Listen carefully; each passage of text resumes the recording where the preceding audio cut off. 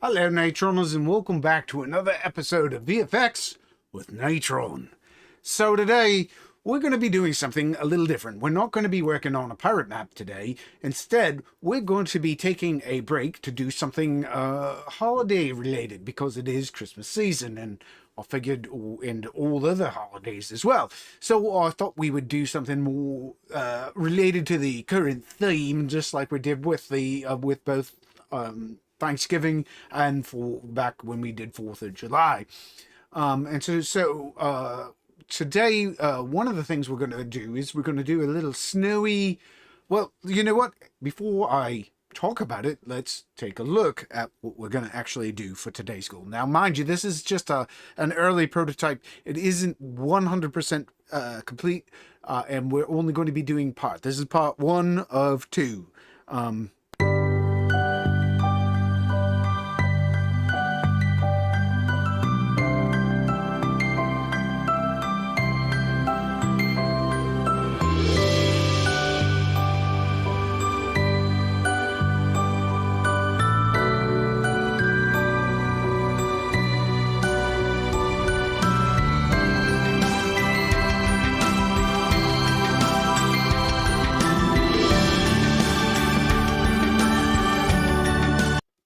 All right, so we're over here in Natron, and you might be saying to yourself, "Oh, well, you know how to do that. That was kind of cool." But how are we going to do? Oh, yes, and there was the glitches in it. That's the problem. That's why it's not complete yet. That will be fixed before we do that part of it.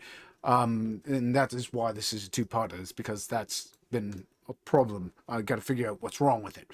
Anyway, it happens to be a broken node that I will figure out why it's broken in a bit. So snow. What's the problem? Today is going to be focused number 1 on doing snow, and the reason is because there's snow. There's all kinds of ways of doing snow, but we want to focus on doing snow inside of Natron, and we could do snow using Shadertoy. Or at least you would think you can do it inside a Shadertoy, and you can do it inside a Shadertoy if you want to get one from the internet. And I will show you why. We're gonna look at Natron's 2 real snow options here. And actually, earlier one didn't work, and who knows, it may not work this time. But if we go in here in Natron, if we hit Tab, and by the way, I didn't see my updates. I want to make sure that I'm getting. Hello, I didn't see Tab. I'm not seeing keys. 1 second. I want to make sure my keys are running. I did start that, but it didn't work. All right, let's see. Tab, there we go. All right, so we hit Tab and type in snow. And we can see these are our snow options inside of Natron. These are both community plugins and what comes with Natron. And Gimmick is the one that comes native with Natron. When you do a fresh install, you'll get Gimmick. So you would think that, well, we have 2 Gimmick nodes here. Well, one of them is Snowflake, and what Snowflake is Snowflake is the least useful of the 3 types of things we can use. It just makes something that's sort of a snowflakey like pattern, and that could be useful if you're trying to do that type of title, but we're trying to do snowflakes falling. So then the next thing is, well, rain and snow. Well, let's look at rain and snow, because you would think that it would give us something. But when we plug it in, it doesn't work by default, and it's really weird, and this is a very hit or miss plugin compared to some of the others. I don't know why this works sometimes and not others. I do know, I think if you put, I clicked on some combination I know did get this to function at one point for me in the not so distant past. But the real problem is, and the reason we really aren't going to use this, is because despite everything, this is designed for really just doing a still image of something that looks like rain or snow on a still. This is one of those more or less useless gimmick plugins. Well, at least for our purposes, it won't do snow. So let's eliminate this one. It's not worth like going any further with it. So what was our other option? When we go back to snow, and we'll just put snow back in, our other option is the community plugin Croc Snow GL. And if we click on that, this is a Shadertoy node, and we know that that can lead to some potential wonky issues. But this is also, there's another bigger problem with this, and we'll look at it and zoom it up to full screen. In fact, I'm going to make it completely full, and we're going to just hit play. And whoops, oh, play. That's not play. Play. There we go. And when we look at this, it looks like it's pretty good snow. We're getting 11 frames per second, which is not bad. Well, it's rendering out. That's pretty acceptable.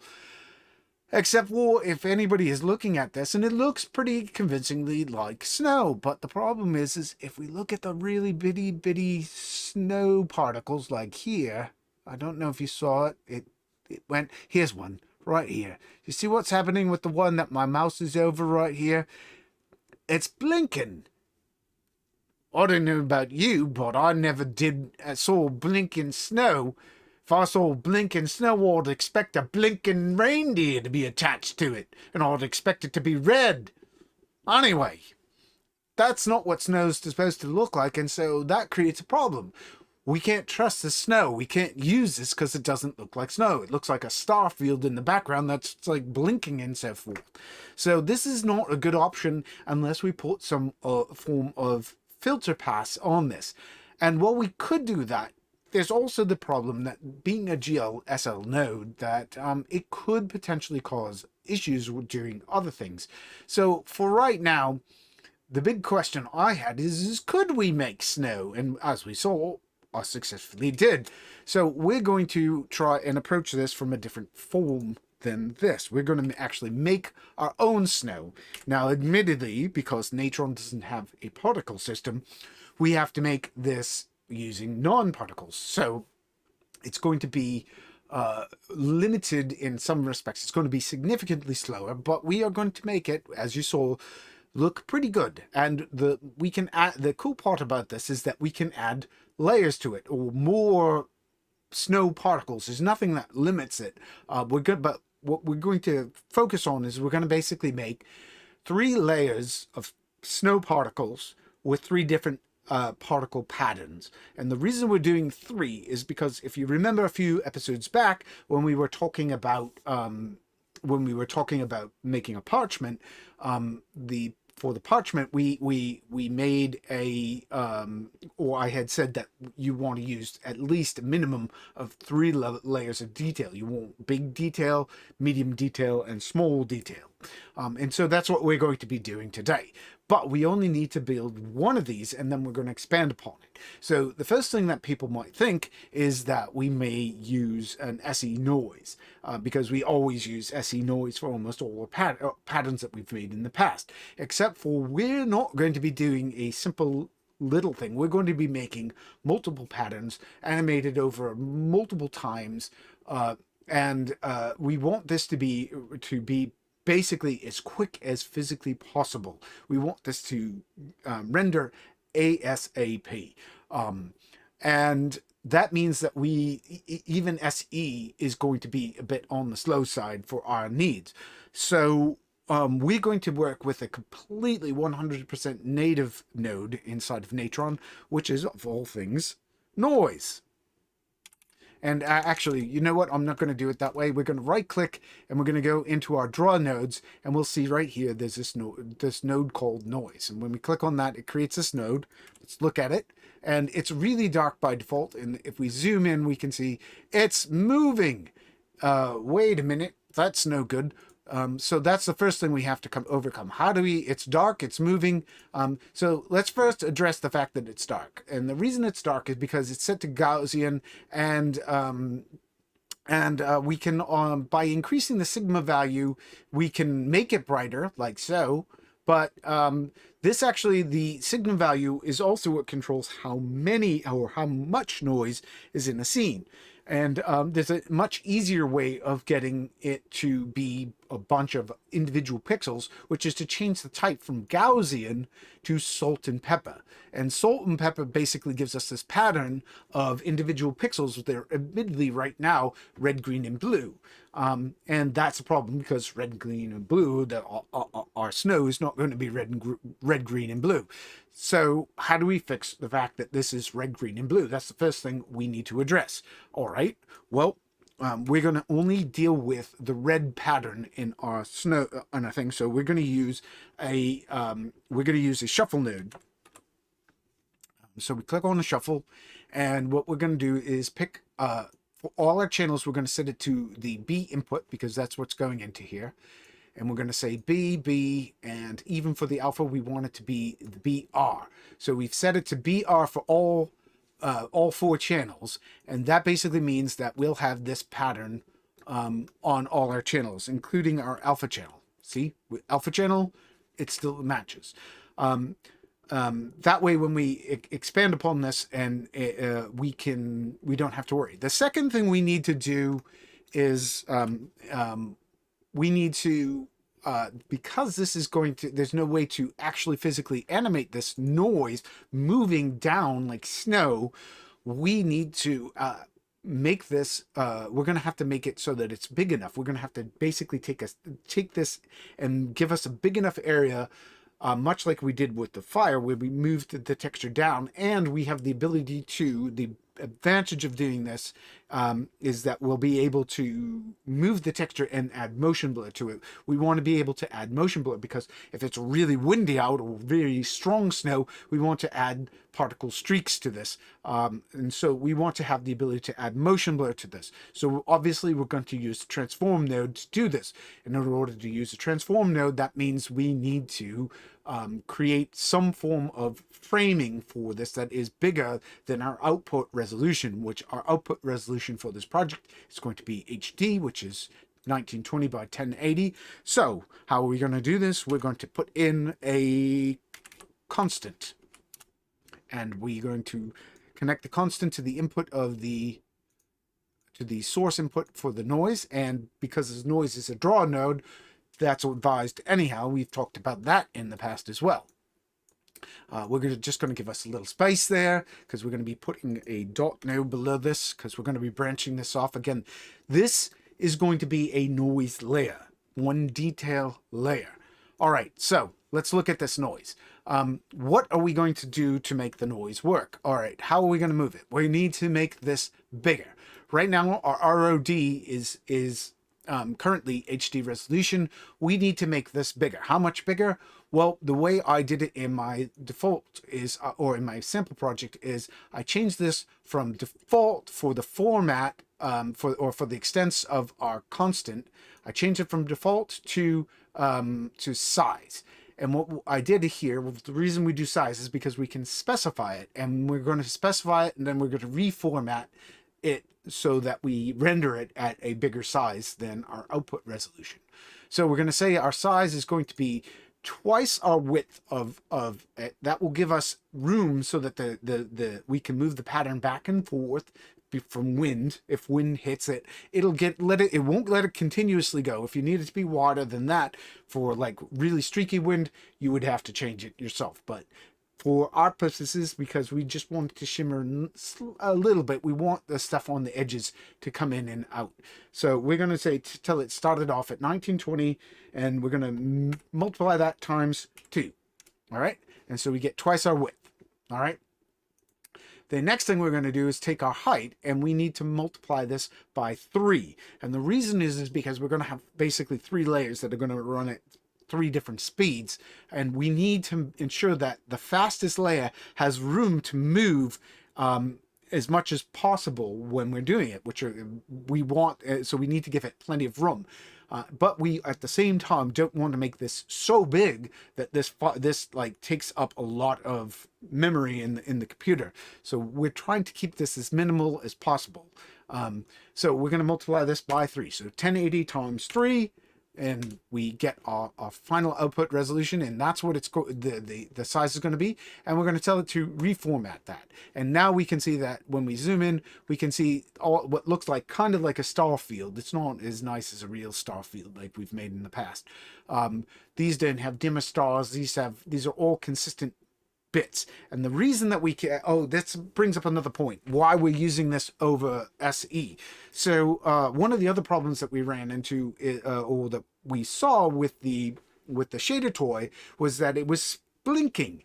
And if we take SE noise and we shrink it down to what we've done in the past, is we've taken a Voronoi, or a Voronoi, or we could use a cell pattern or something along those lines. The problem we run into with those is that when we shrink them down, we also wind up with some bits that are small and other bits that are big. And so we wind up with inconsistent patterns unless we make our patterns really, really small. And it still doesn't guarantee that those patterns are going to stay consistent. So we're doing this with this noise because the noise, A, renders very fast, and B, once we have a pixel, it's a pixel. It's there. We have it. We don't have to worry about it. And we just move it, and it won't ever blink unless we tell it to blink. So that's why we're using it. It's faster, and it won't blink. The two most important things for snow. All right. We're at the point. These are small particles at this point. They are not, these are not snowflakes. So how do we make them snowflakes? Surprise, surprise. We're going to use an erode smooth. And because we're going to do our biggest flakes first, we're going to set, I already know because I did this just a few minutes ago, we're going to set our size for these. Well, all right, we need to, first of all, tell it to effector alpha, and then bring up the size. And why is that not? That's weird. Hold on 1 second. Oh, oops. Oh, I'm doing it the wrong way. We want to go in negative. We want to bring it up to -12, which makes a big, huge squares. We can see it. These look big, huge squares. And don't worry about this pattern shifting around. That just happens to be, the way it is at this point because we're zoomed in. Let's make sure we're looking at this at a 1:1. So we're looking at this at 100% scale. So these are how big our snowflakes are going to be. And the way we're going to make it, when a snowflake is up close to the camera, if they're this big in the view, it means it's really close to the camera, which means it's going to be blurred. There's very rarely, in fact, snow usually, if it's visible on this camera, it is probably going to be blurred, or it's going to be very, very small. So for because this is a big close-up snowflake, we're going to set this down to a value of 1, an exponent level of 1, which gives us a dull image. Now, we could do something to brighten this up. There's a lot of ways we can make these brighter, but we want to make them brighter in a way that's easy and quick and fast. Easy, quick, fast, and we always like that. And the quickest, fastest way is probably to use a multiply node. So we're going to do a multiply, and we're going to change the value of the multiply from 1 to 2. All right, and there we go. We have a value of 2, and that makes it brighter, as we can see. All right, so here we have our snow, and what are we going to do now? Okay, that brings us to the point that we need to say to ourselves, okay, this needs to basically, this is going to be moving down over time. All right, we don't want this. If we hit play right now, if we go back to the first frame and hit play, why is that rendering? That shouldn't be changing. Oh, I didn't change the seed. Oops, I forgot to say. We changed it to salt and pepper, but what we didn't do is we didn't change it so that that it is a static seed. When we put static seed, lo and behold, the whole pattern stops moving, and then when we hit play, it stays stationary. And as we can see, it renders a whole lot faster. In fact, we're getting 24 frames per second, which is way faster than we were even getting when we were doing the GLSL node, at least at this point. Remember, we're only on one layer, and we're looking at this at a 1-to-1 ratio, which is not huge. So that's the first thing. So so we see this is rendering very, very quickly. So the next thing we need to do is we need to say to ourselves, is there a way we can make this faster? Now, we're going to be duplicating this at a later point, or parts of it, cloning it or duplicating. I should say cloning or duplicating. For this next, so one of the things we need to do is we need to add I think it's important to use a disk cache, because we don't need this to render more than one frame. And the disk cache will take an initial disk cache. I might regret what I'm going to do. I'm going to say we're going to skip the disk cache and see if this actually will render as fast, because this is rendering actually quite quickly. If this starts slowing down, we may add disk caches in. I'm going to skip the disk caches to keep this shorter than longer. But right here, between here, we would add a disk cache and a frame hold, very much like we've done with other things that are static. And this is going to be static for the most part, because we're going to be doing, well, the way we're going to be animating this is not with a, we're not actually animating the particles. We're going to animate this with a transform. So we hit T, transform. We're going to pull that down just to give us a buffer room in case we need to put in a disk cache node, because of this might get, again, complicated. So for the transform node, the first thing we need to do is we need to focus on making these particles come downward. All right. And so let me get the information for this. So we're going to be setting individual axis expressions on this. Why expressions? Because expressions are pretty simple, and you don't have to create a keyframe, which means you write the expression once, and this snow will keep falling for as big as your image will work. This will always work, no matter how big your image is. Of course, the bigger your image, your source image, or your source, it's not really an image, but we're treating it as a source image.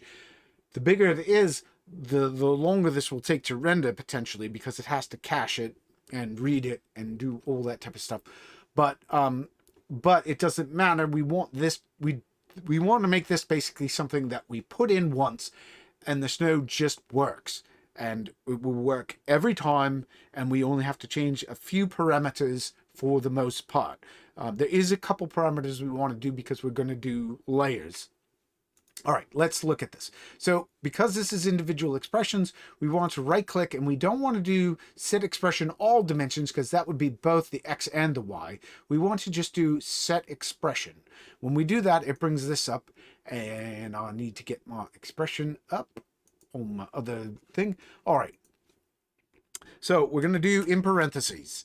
And the reason we're doing this in parentheses is the stuff in the parentheses is going to stay consistent.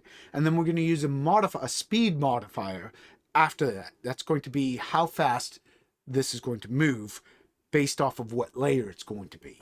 And we could technically put something else in there that hook that variable up to a control in a node if we decided we wanted to make this an actual, self-contained node. So what we're going to do is frame. Obviously, we want to get whatever frame we're on, and then we need to multiply it by a value.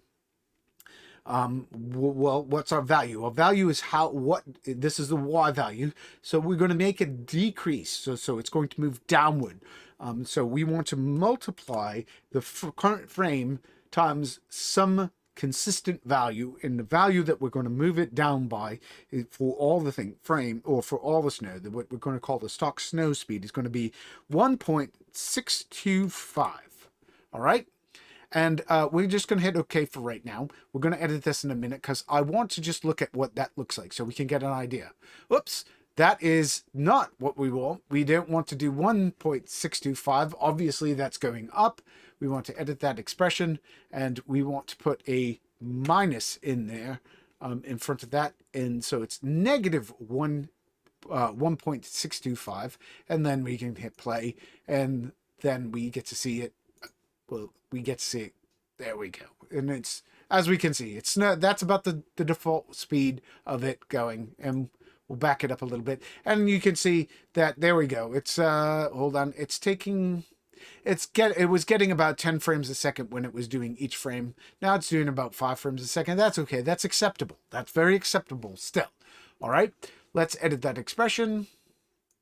All right. So now, because we're doing this in layers, things that are closer to the camera are going to move faster than things that are further away from the camera. So bigger particles are closer to the camera, thus move faster. So because this is our default speed, we want to, or of our slowest pattern, I think, we want to make it so that this will animate at, we're going to say twice the speed. So we're going to multiply the result of this times 2. And that's going to give us our big particle drop snow speed. So this, once it renders, let's rewind it a little bit here. We can see at the beginning, we're getting about 12 frames a second. Then it slows down. We're getting 11, 12 frames a second, which is pretty good. Pretty good. It's not perfect. And then it's chugging here because it hasn't cached it ever. Probably discaching it. Oh, no, it's not. Yes, it's got to discache it. We are going to want to probably pop a dish cache on this. That's definitely operating already a little slower. All right. So let's, that's the expression for the vertical. That's all there is to that expression for this particular layer. The next thing we're going to do is going to be the horizontal, but first we're going to put in, we're going to cache this with a disk cache. So we're going to hit select our multiply, type in disk, and then get a disk cache node. And you'll notice disk cache always goes off to the side. We've talked about that in the past. Put manual in here. We're going to set the frame range from 1 to 1 because we only need 1 frame. Then we're going to do a frame hold node. So frame hold. And frame hold is a time-based frame, and we're going to basically connect that frame hold up to our disk cache, and we're going to tell it that we want the first frame of the frame hold to be frame 1. And once it's got that, we never need another frame. All right, and so we're going to put that there and that there, and there we go. That's going to build it the first time. We can see it's getting ready to build our thing, and that should speed up the overall rendering of this. So that we don't have to, it has to build it on the first frame, and then we can see now we're getting very consistent, fast, 10 frames a second. It's rendering each of the snow frames. So that's definitely a savings in time. So we definitely want to use disk caches on each layer. All right. So now, before we move on to making other layers, we want, one of the big problems that we, oh wait, we haven't done the horizontal. So right, we need to do the horizontal expression. So we're going to right click on the X, translate X. We're going to set an expression here. Now, the big problem that we face is that, people, when they think of things moving randomly, like wind is random. We don't, well, it may not be. It may be, it's probably a fluid dynamic that we don't know all the fluid dynamic nitty gritty for. But anyway, we need to create something that looks like wind kind of coming one way and then they're going the other, and caught in little micro, just micro. We're not going to do little swirls, actually. That would be complex. We're going to just make it so that it sort of drifts from one side to the other. That's all we need. It's very convincing for snow, that's what most people expect. So how are we going to do that? Well, obviously random. If we put random, it's going to start in one spot and then it's going to jump and then jump to another place, and it won't traverse the space in between. So we need to use what's called a sine wave. We need to create a waveform. And so what we're going to do is put in a sine wave. We're going to put in, right, we need to, sorry, getting ahead of myself. Let's first, we're going to be stringing a bunch of these together, and we're going to be adding an offset at the beginning. For right now, we're not going to worry about our offset. The offset will make sense in a few minutes. But for right now, what we're going to do is just put a pair of parentheses, and we're going to be doing a bit of math in here. And all we're going to do is put in sine for sine wave, all right? And inside of the sign, we're going to put or after sign, we're going to put a set of parentheses, and we're going to type in frame times, and then we need a really low number because, all right, so what sine does is it's going to create a sine wave over time. It's going to use us right now. It's going to, every frame, it's going to say, I'm going to get a sine wave for whatever value 1 is. And then I'm going to get a sine wave for 2. Well, 1 and 2, usually 1 will be, if 1 is a 1, then 2 will probably be a -1. Well, that's a very, very, very quick jitter jatter back and forth. It would go back and forth so quick we wouldn't see it. So we need to get this, stretch that out over time so that that's a lot slower. And the way we're going to do that is we're going to multiply this by a decimal point, or decimal value, a fraction. So over a floating point value. And the floating point value we're going to use for this first sine, or this first sine wave, is going to be 0 to 5. Let's just take a look at that. And this is actually, we're not going to see anything right now. In fact, here, let's edit that expression. I just realized this is currently what this is resulting in is a value that is too small to actually be humanly perceptible. We see it's a value of 0.26. That's not very big because sine produces a value between -1 and +1. And so -1 is 1 pixel. We need to multiply this and make this much bigger. How much bigger? Well, we're going to make this a movement. It's not going to be a very big movement. We're going to make it through shuffle, you know. For this one, we're going to take the whole overall thing, and I think we're going to multiply it by, we'll do 3 times whatever the value is. All right. So right now it's still below that, but and we're probably not going to see it. And if we were to play this, but what we can do at this point is if we go into the curves editor and we pan down a little bit, we can see both the X and the Y values. And in fact, we can start seeing the X right here. We can see here is 0 in time, here's 250. That's what this orange line here, well, actually that's our playhead if we pull this over. If we look at this, we should see, no, here's our play, here's 0, here's our playhead, and here's the end frame. So we're going to just zoom in on this. Whoops, I want to zoom in on this. And if we hold down Control, we can shrink this in time so that the sine wave becomes more noticeable. And then as we scroll up and down on our mouse wheel, Control allows us to zoom in and out in a horizontal pattern. I think actually Alt or Shift. Nope. We just, maybe it's Control Shift. That's what it is. It's Control Shift. We could have done this with Control Shift. So let's just zoom in first to get our 250 frames. So here's frame 250. Here's frame 0. Right there. Let's get it a little bit bigger. And then we hit Control Shift. And when we hit Control Shift, we can just make this big. So we can see our sine pattern. So as we can see, this thing is just doing currently, this is such a big sine wave. And it's only moving 3 pixels in each direction, by the way, plus or minus 3 pixels.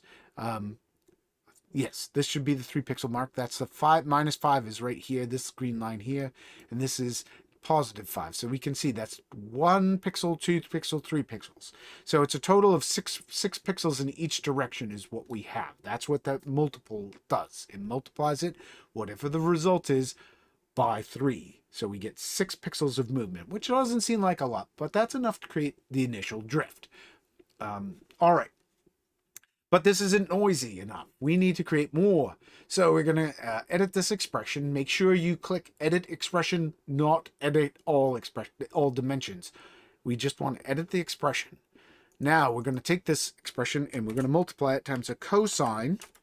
Cosine is the opposite of sine, or it gives us sort of an inverted version of it, or something similar to an inverted. Anyway, it's useful if you're doing circles. You would do a sine and cosine for you use sine for the vertical, or I use it for the vertical, and cosine to do your horizontal, and you wind up with doing a circle. Anyway, cosine. We're doing a cosine. just to add, oops, we already put the double parenthesis in there. We want to do frame again because we're multiplying a frame. We want this to increase over time times another small number. Well, this one's going to be 0.033. All right, and when we hit OK, this is a little bit bigger number. And as we can see, that has created this much. I'm holding down Control as I pan in to make it so we can see this. So we can see that we have a sine wave with a layered sine wave, a smaller layered sine wave, or a faster, I should say, occurring sine wave on top of it. All right, let's edit again. Let's edit that expression. Then we're going to put in another one. We're going to put in another. We're going to do a sine, parenthesis, frame, times, and we're going to just do two more. We're not going to go through all of this. We're going to just put in a 0.032 for the next sine wave. Oops, that's outside of the value. Let's select that. I'm going to hit Control X. Control V to paste it in. There we go. So it's in the parentheses, and so times 0.032, and it hasn't updated down below, but we're going to do two. Well, we'll do that one, and now we see that it looks. Now we're starting to see something that looks actually kind of randomish, except for we're still seeing a bit of a sine wave in here. We're going to do one more thing. In this last one, what we're going to do to throw this whole thing off so that it really doesn't show any sine. The big problem that you face with sine waves is that eventually the sine waves they'll get together at some point. The frequencies will match at some interval, and you wind up getting a very noticeable archy pattern on top of something. And we want to avoid that. So what we're going to do for this last one is we're going to multiply this, and then we're going to put inside of some parentheses, we're going to put in another sine wave. All right. And this time we're going to do frame times, and for this one, we're going to put 0.018. Yes, 0.018. All right. But then we're going to offset this, and we're going to offset this by a little bit. We're not a whole lot. We're going to just offset it by putting a +5. And what that's going to do is it's going to move it up off of 0 by 5, basically, pixels. And when I hit OK, we can see that's changed everything. That's basically changed this entire thing, so we now wind up with a much more randomized frequency. We can still see something that looks sort of sine wave like, but it's not. Believe it or not, this is a lot more random than you might think. All right, so there we go. Now we have something, and remember, we're also going to be looking at where's our entire sequences. I believe between these 2 points right here. So from here all the way over to here is our entire thing. So this is what the snowflake is going to do over the course of as it falls down towards from the top of the screen to the bottom of the screen.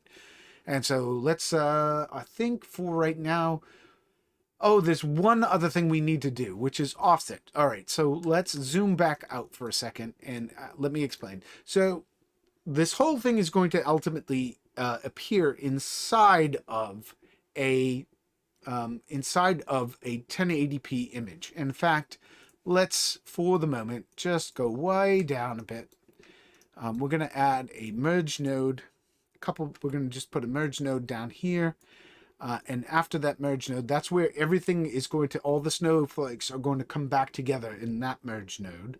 And then what we're going to do is we're going to this, you know what? No, for right now, what we're going to do is we're just going to create another constant. We're going to put a constant here. Actually, we're going to do a solid this time. Solid. We're going to set the solid to we're going to input the solid into the 1, and we're going to put the transform into it. And why are we doing that? Well, we can see that gives us an HD resolution. That forces this to HD we still see the ROD, and what we're going to do is just tell it, whoops, we're going to tell the, excuse me, the merge node that we want to use the bounding box of the B input, which is the solid, and we can see that automatically crops it. But because we want to be able to see those things for right now, what I'm going to temporarily do is I'm just showing that this is what our area is. I'm going to just put it back to intersection, or excuse me, to union of the two for right now, because we want to see what this next property is doing to this bounding box. So we can see this is our output, and we're shaking it back and forth. And depending on how much, I mean, if this was really strong, we might want to move it a lot if it had a strong wind or a strong gust.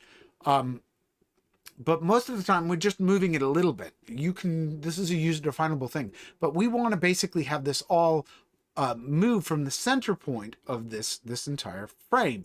So what we really want to do is go back in here and edit this expression and offset this by basically, we want to offset the entire frame by half of the width of one frame. All right? And that'll make sense once we see it. I'll explain. Let me just say, so what we're going to do is we're going to tell it that we want to do minus 960, which is half of 1920, all right, plus this, all right? And so we can see that's going to, it gives us a negative result.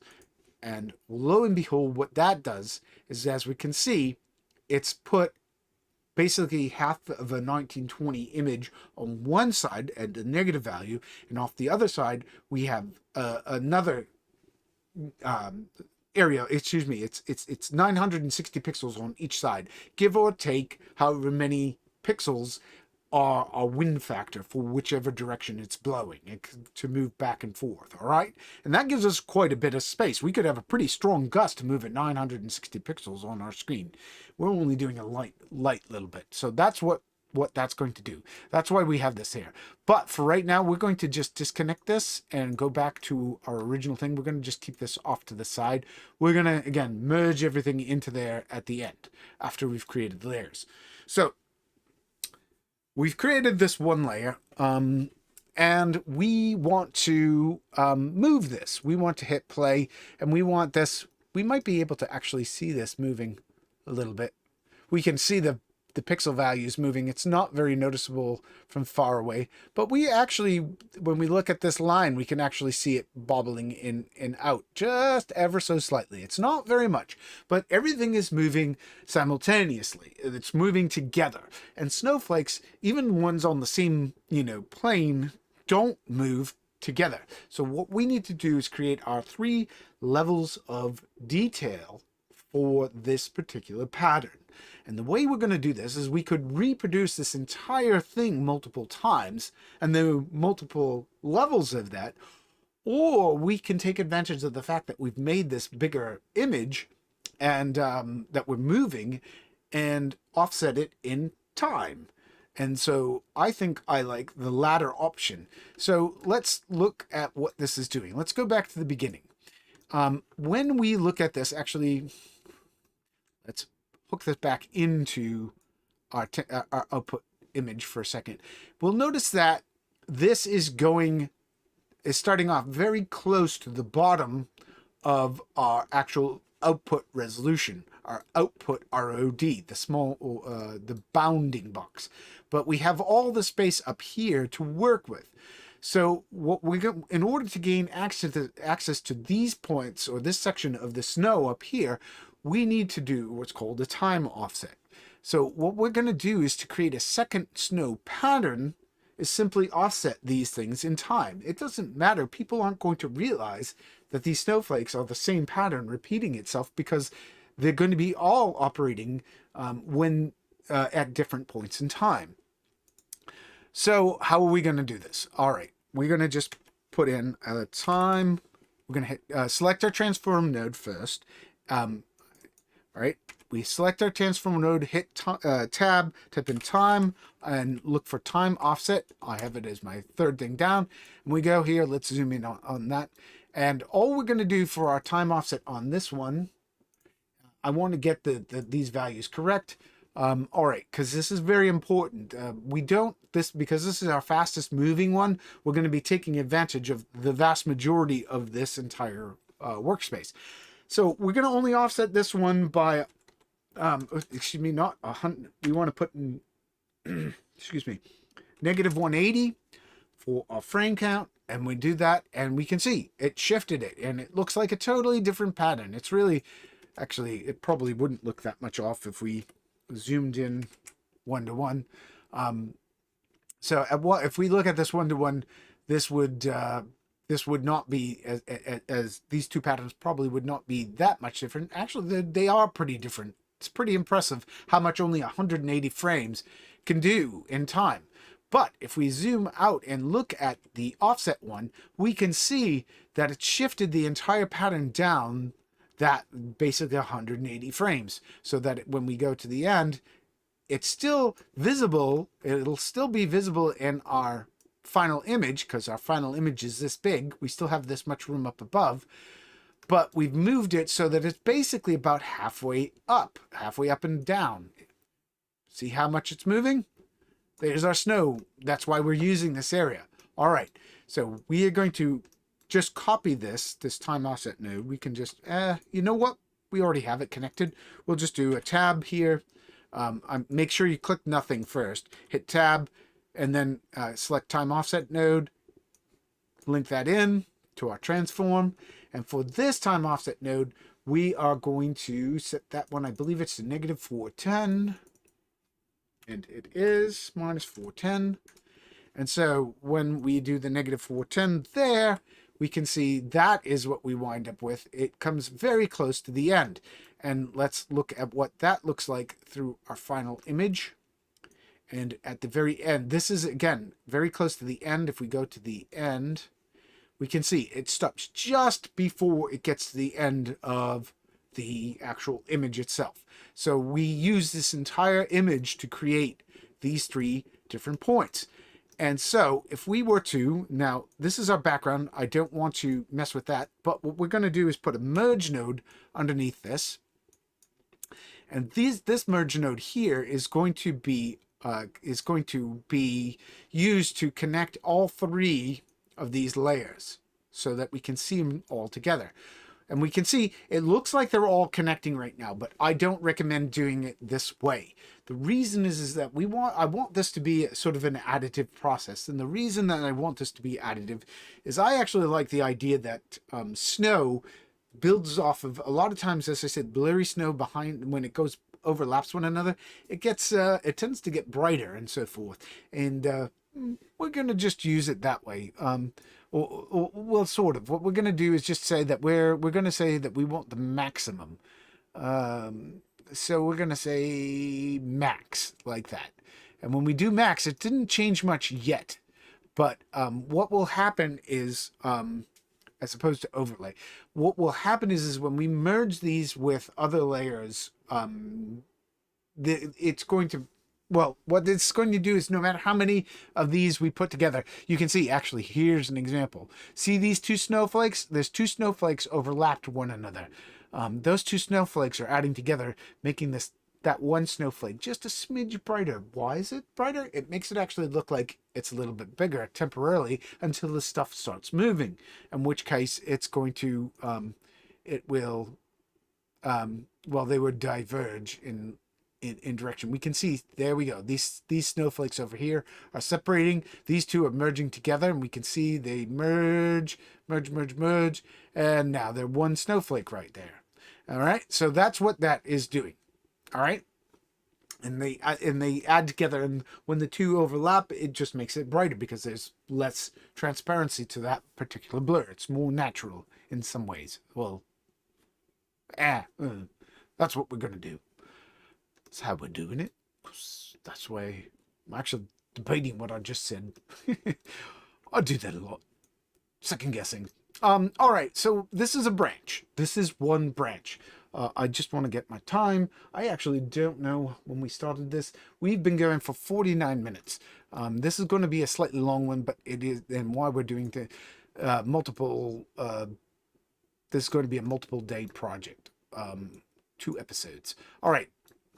So this is layer one. What we're going to do now is make medium size ones. Well, the good news is we don't have to do much. All we have to do, I want to make sure this is plenty over so that when we make our second layer, it duplicates easy. So what we're going to do is hit Alt C right here with all those nodes. I had the entire node chain selected and that didn't grab. There we go. We want to drag this down to right below that right there and connect this in like so. So we don't need these all connected up for what we're doing here. We're just going to connect up. Well, what the heck? We'll hook them all up just so we can see what they look like. And this is going to look, as we can see, it's doing at this point, the erode smooth is going to take it a minute, and then it's going to do the disk cache. And as you saw, once it did that, it's done. But we want to give this a different pattern. So we need to change basically our noise. We don't want this to match what we already have. How do we do that? Well, the easiest way to do this is simple. We change our seed value. Our seed is currently 2000. That's what it was on the original one. Well, all we have to do to change it is change this from 2000 to 3000. Or we could make it 2001. But a nice big jump in size will change the pattern completely, and we're going to see it all.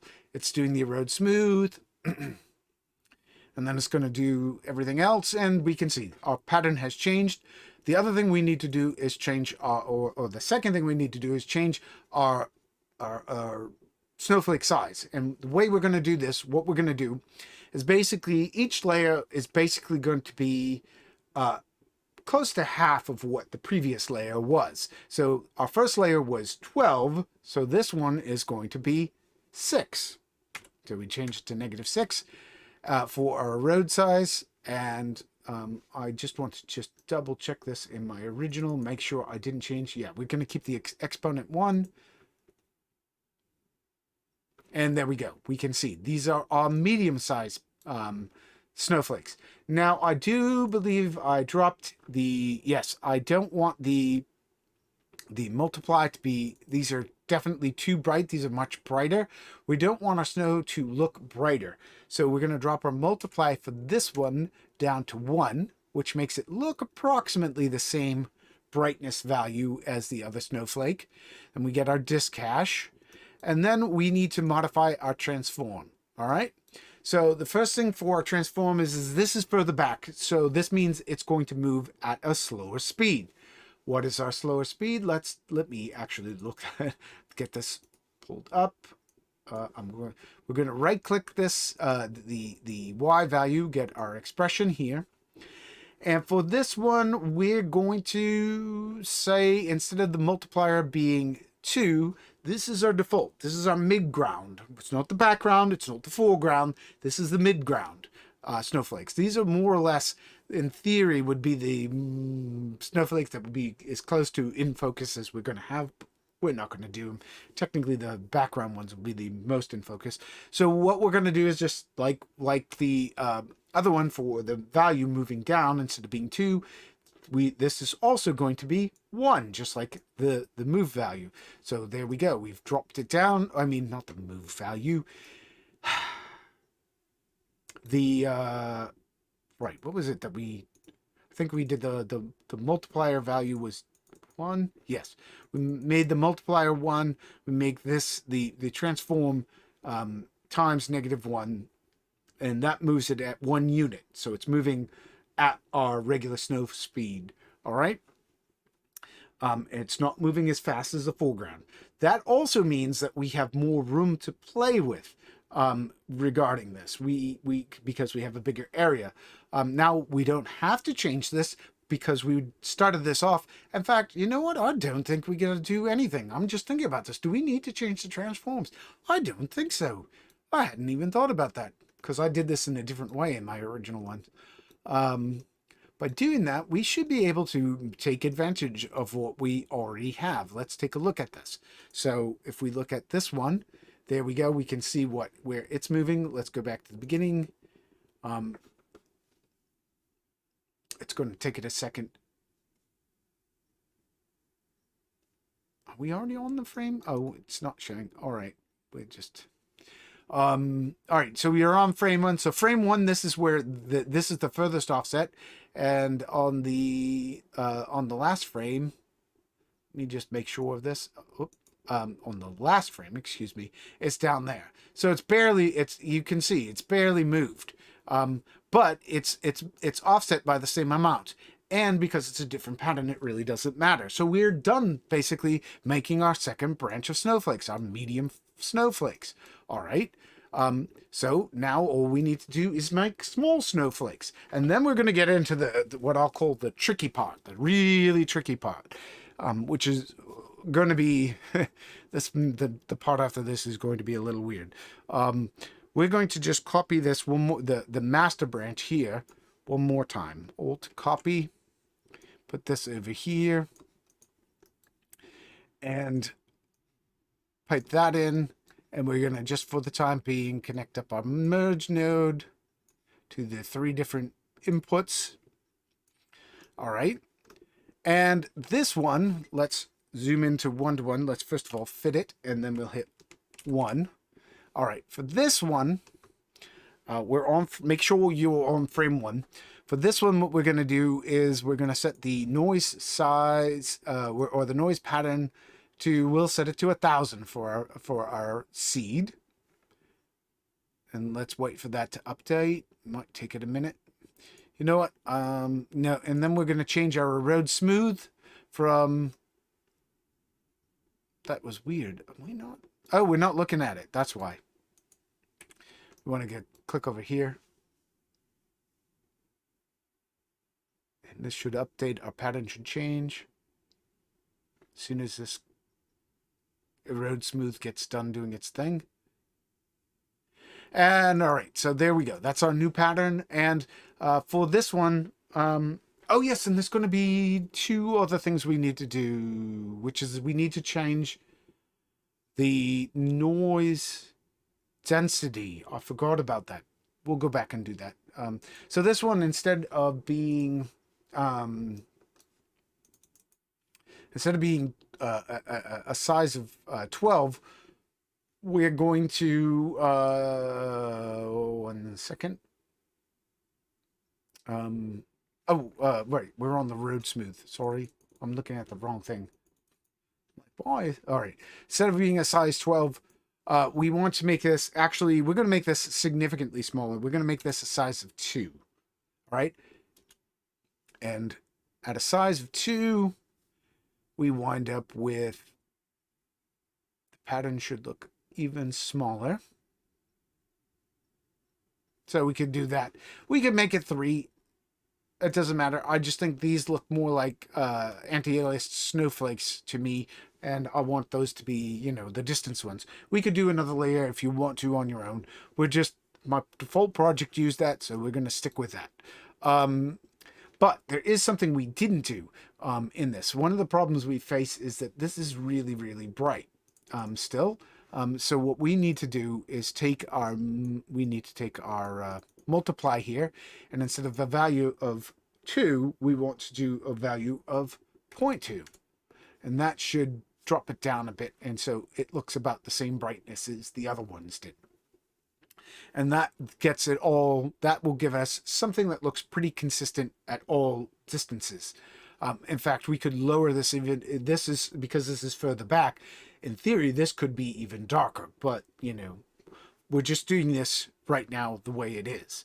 I don't recommend doing, if you're doing distance-based stuff, to do it in a different way, because we're going to, yeah, we'll deal with that actually, no, it wouldn't. It would work. You could do it there. All right. Something we haven't done is we haven't changed the snow pattern density. In other words, there's just as many snowflakes on the small ones as the ones that are closer up to the camera, which shouldn't be the case. This should be way more further back, because there's more further back. There's going to be more visible snowflakes, whereas up close, when they're big, there's going to be less. So we need to change that value. So we need to, I didn't get into this, for noise pattern for this one, the small noise flakes, we're going to keep it at a sigma value of 1. For the medium flakes, let's go back. Let me get that. I kept it at 1 as well. What did I change? I could have sworn. Okay, it was the big flakes. When we get to the big flakes, we changed the sigma value. All right, let's go back over to the big flakes for a moment. Let's just pop over here and look at these. I thought that was looking awfully dense for the big flakes. What we have to do for the big flakes is drop the sigma value. Now, I think I said this. The sigma value controls two things. One, it can control the intensity. So if we take this up in brightness, it will increase the quantity or the brightness of these values, or at least it should. Actually, it's not for salt and pepper. It won't affect it that way for the salt and pepper. Oh, yes, it did. Whoa. It increases the quantity. It just makes it too many snowflakes. It increased the quantity, it increased the value of them. Anyway, the other thing we want to do, or the thing that we really want to do, is we want to reduce this density because it controls, sigma, when we're not using salt and pepper, controls both the brightness and the density of noise. With salt and pepper alone, it controls only the density of the noise.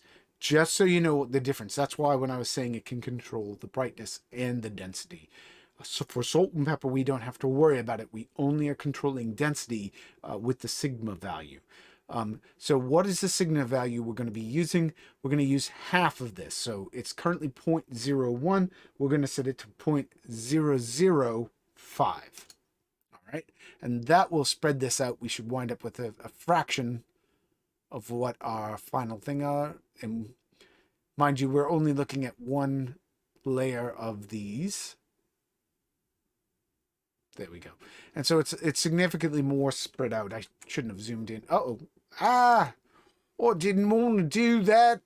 0.005. Sorry.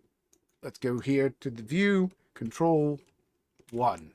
So we're zooming in. All right. So this would have shown up better if we would see more snowflakes all together on the close-up ones when we layer all of them together. All right. So that's our 3 layers, but we don't. What have we not done? We have not done. We did the multiply. We did the disk cache. We have not done the transform. Now let me think. All right, for the transform, because this is these two are. Oh, yeah. So these are time offsets of this. So it doesn't. We only have to adjust the one.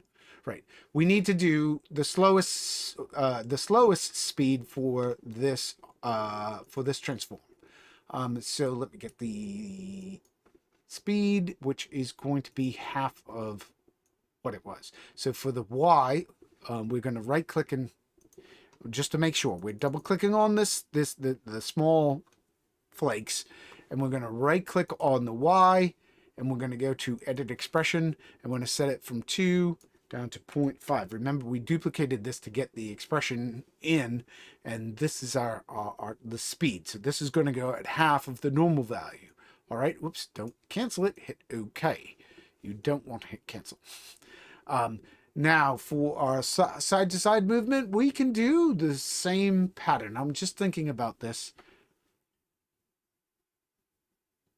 Yes, it does not matter the pattern. We do not have to modify our translations. Do we need to? Hold on. We do need to. Yes, we do need to change. All right. Well, we do need to change a couple things. I'm just thinking about this. And the reason is, I'll try to explain. Despite us using multiple patterns right now, the biggest problem that we have is that the thing that's moving the snowflakes back and forth is the exact same.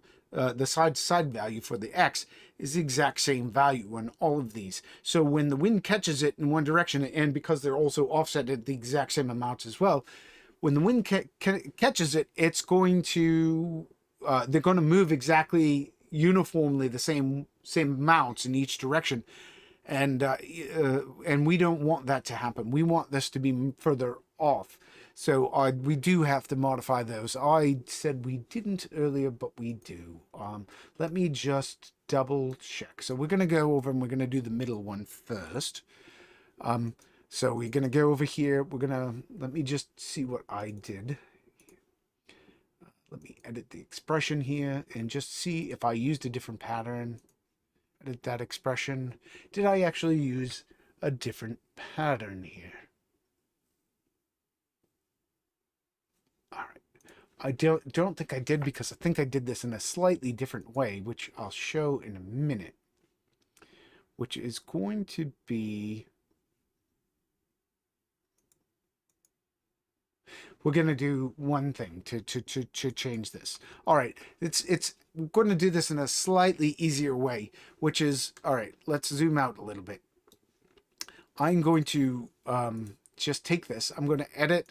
I'm on this transform here. This is our medium ones. What we're going to do, because this is offsetting as much as it is, we have a lot of room up here. There's a lot of room, so we can actually, because it's moving slower than our big one. If we go to the end, let's go to, right, we're going to go to the end. Last frame. If we go to our one that's moved down the most, we can see for the big ones, it's moved down this much. That's the top of our 1080 screen. But if we go to our medium ones, we have a whole buffer here. So what we can do is simply go up here and edit this expression, the Y expression, and simply say, well, I want this whole thing to be shifted uniformly by negative. Oh yes, we want to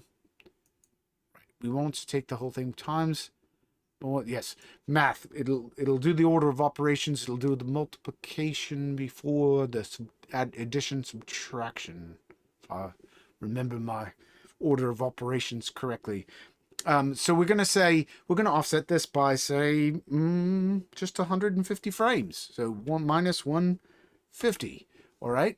And then what that's going to do is, everything worked correctly.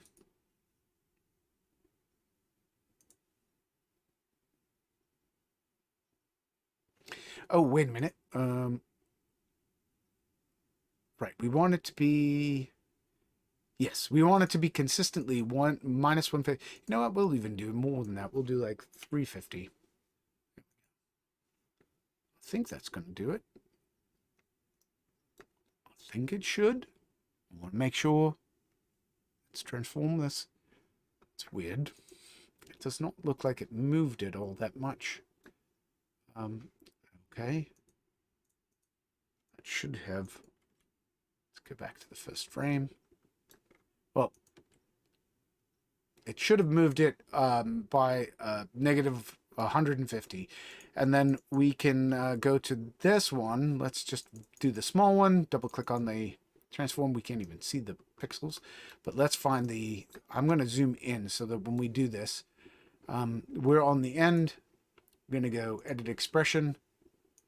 We're going to say minus, did I do, wasn't actually paying attention. We'll say minus 450 here, or you know what, we can do probably 550. All right, so we go minus 550. There we go. That one definitely moved down. All right, so we can see. So that just offset everything a little bit so that they aren't at the exact same spot. And we only have to do it once because we're using time offsets for each of these. So we've created our 3 layers of detail at different time offsets for the moving back and forth. And now you're saying to yourself, okay, so we did this. So what's the big deal? This is not going to do what we think it is. Is it? Let me get to the next point. All right. So what we're going to do now is something really weird and different. We're going to take everything from each side of the frame. We're going to take the big, medium, small. I'm making sure that it's screen relative. So the big, which is over here, the medium, and the small. And we're going to take one of each of these and merge it together. In fact, we're going to take the same exact offset of each. We're going to basically, this will make sense. What we're going to do is we're going to disconnect the B and the A, and we're going to simply say that the B input of this merge node here is going to go to the same time offset on the large, and then the A is going to go to the same time offset for the medium. So when we go down to this merge node, what we have is the 3 layers combined together into this one merge node. All right, we can see. We might be able to see. Let's zoom in a little bit more. There we go. We can see a big snowflake, medium snowflake, small snowflake. All right. And we're going to just clone this or copy this, excuse me, duplicate this. No, none of the above. We're going to take the B input for this merge node, put it to the center transform, and then A2 to the center transform. So that creates that one. Then we're going to do one more. We're going to just hit Alt C over here. We're going to go merge, to the far, B to the far, then A to the far on the middle, and then A2 to the far on the left. All right. So that we wind up with one snow pattern per each one of these. All right. And the reason we're doing that is because we're going to do one more really clever thing to make it so that this even is more unpredictable, which is we're going to put in an eye distort. All right. We're going to put in an eye distort down below. I'm just moving that down below, down a little more further because we don't need to crop this down. Shifted it off to the side. So here what we're going to do is put in an eye distort, and we're going to put an eye distort on each layer. And the way what we're going to do for the eye distorts, let me find my eye distorts. For our big, or for our rightmost one, for our rightmost one, all right. So the eye distorts are more or less going to be very similar. What we're going to do is we're going to, again, this is going to be additional side-to-side movement, not up-down movement, just side-to-side movement of the flakes. So we only want to, basically, all right, first of all, we need to do our offset, which is to set it to the 50% grayscale, so that this will, when it's black, it moves in one direction, and when it's white, it moves in the opposite direction. At 50% gray, it comes straight down. So we want that kind of action to happen, all right? The second thing we want to do is we want to take our UV scale, and we want to set it so that we have independent control. We want to set the UV scale for the V to 0 because we don't want any movement to happen on our vertical. We want it all to happen on the horizontal. And on the U, for the U, we want to set it to 100. So V0, U 100. All right, and that will make it so that this distortion will go back and forth. So what are we going to use for distortion? Well, this is one of those times where we are going to use an SE noise. SE noise, let's look at our, we're going to pipe that into our UV map, and we're going to just look at as soon as it refreshes, it's got to refresh that pattern. We're going to look at our pattern overall. All right, and here's our pattern. And now we're not looking at this. Let's look at it one-to-one. This is a big pattern. I want some of this to affect each individual flake. So this needs to be a much smaller pattern than previous ones, but we still want this to be subtle. So we need it to be not very detailed. So I'm going to pull up what I had for settings on this. We're going to keep the noise size at 300, but we're going to reduce the octaves on this down to 2, which makes this very, very, very simple, subtle. It shouldn't be noticeable, all that noticeable. And that actually is all I think I did for this particular one. And we're going to just take the pair of these, and we're going to copy them over here and put into the eye distort the next one. All right. Except for this one, what we're going to do is go over to its noise. Let's make sure we're on the right size. Its noise is going to be a smaller noise because this is, we're just going to call this for pattern number 2. The pattern number 2 snowflakes are going to move at a different rate. We want them to be different. So we are going to, for pattern number 2, let me get the pattern number 2. We set that to 250. So shrink it down by 1. Other than that, it should be the same. And let me just double check my iDistort node to make sure. Okay, for my iDistort node here, I also wanted it to move a little bit less as well. So I took this down to, basically, I took it down to 66 for the U scale. All right, so it moves back and forth 1/66th of what the other one is. And then we're going to take the original again, and we're going to copy it over here. We're not going to clone today. No clones. Sorry.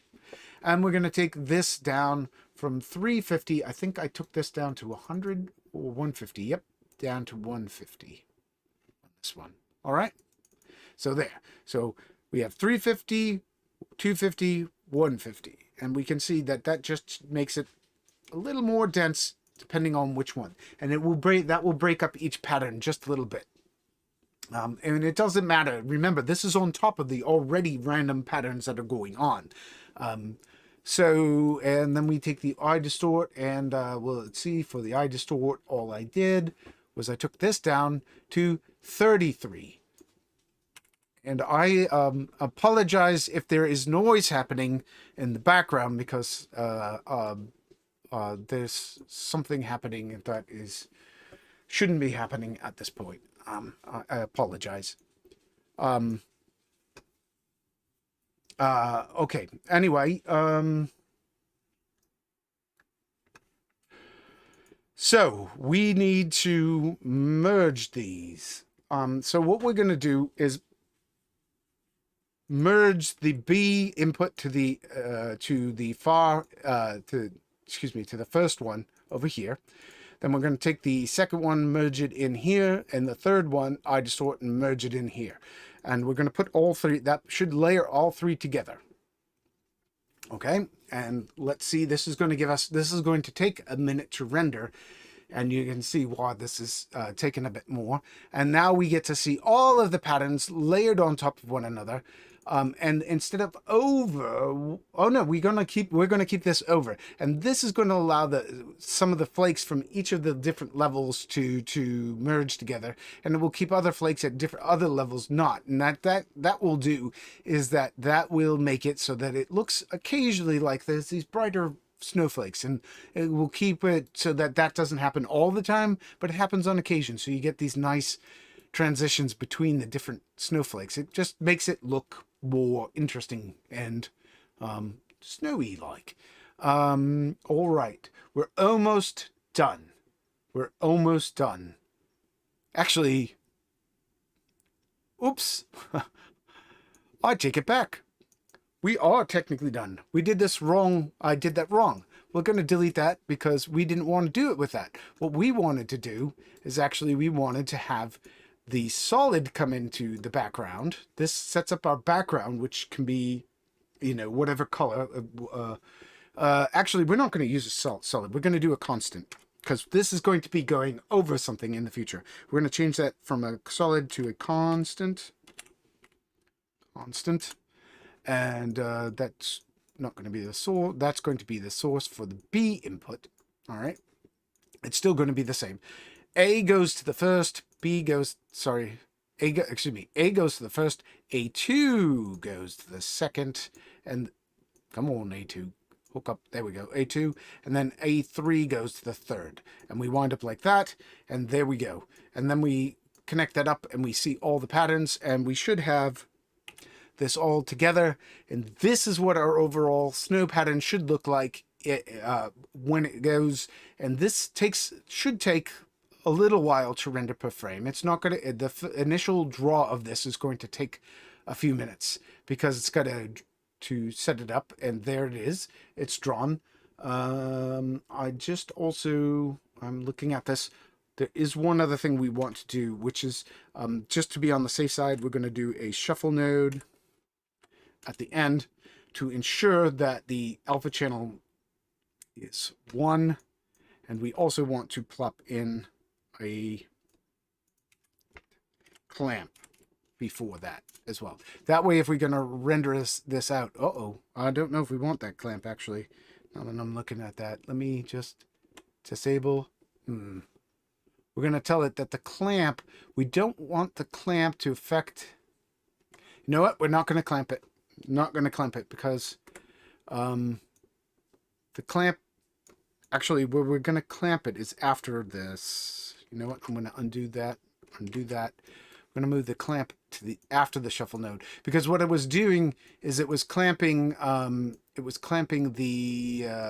alpha channels, and that was causing a problem. And that's what it was shifting in hue, is that it was clamping the values on the alphas, and we don't want to clamp the alphas. We want to clamp the ultimate output, which is why we put the shuffle node here. And as we can see now, if we disable and enable that clamp node, it doesn't change anything because we have a solid alpha, and the background is actually going to come in to this. When we do this, the background will come in where this constant is for the time being. So this creates our ultimate pattern. We can see it. Oh yes, and we want to tell our merge over, instead of being union, to be use our B input, and there we go. And we can hit fit. And now let's try this one more time. Let's see how fast this renders. This hopefully will take just a minute, and it will render pretty quick at this size. It's not going to be speedy, but we're getting about 0.2. Remember, this is not particles here. This is completely generated non-particles, or non-particle snow. And this non-particle snow is what we're going to be using for our final for our final animation when we get to it. And I think that's it. And by the way, I'm going to just tell you, to save ourselves some trouble, what I highly recommend doing is to add a write node after this clamp and render this out as individual frames, because that's what we're going to actually do for the next part, for part 2, is I'm going to actually take a rendered out version of this, and I'm only rendering this out as JPEGs, because even JPEG, these are black and white, dots, transparent dots. They don't, that represent snow. So it really, we don't have to do too much. It doesn't have to be, I mean, you could make it more complex if you want to, but this is a very simple thing. It's going to be blending in with other things, and we'll make it work. And as you can see, we've already gotten 14 frames in, and admittedly, that's not super duper fast, but we can see that just from that, we can see the snowflakes are moving, and we'll wind up with something. And I'll actually render this version out because I want to have it match what you guys do if you guys produce a project. Well, let's save this project as, save project as. I hope this is going. Oh boy, I don't have a thing. I'll save this into the project for the proper thing. And we'll give it to you. And right, today's goal was to create the snow aspect of this.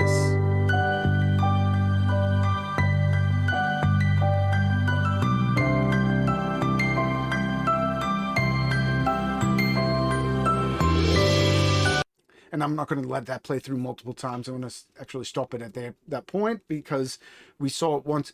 And I want to end this soon. So we've created the snow, and that's running in the background. Excuse me. We've created the snow. It looks like that. We have success. I think we made where we are. We'll pick up there on the next episode. So thanks for watching, and keep on Natroning.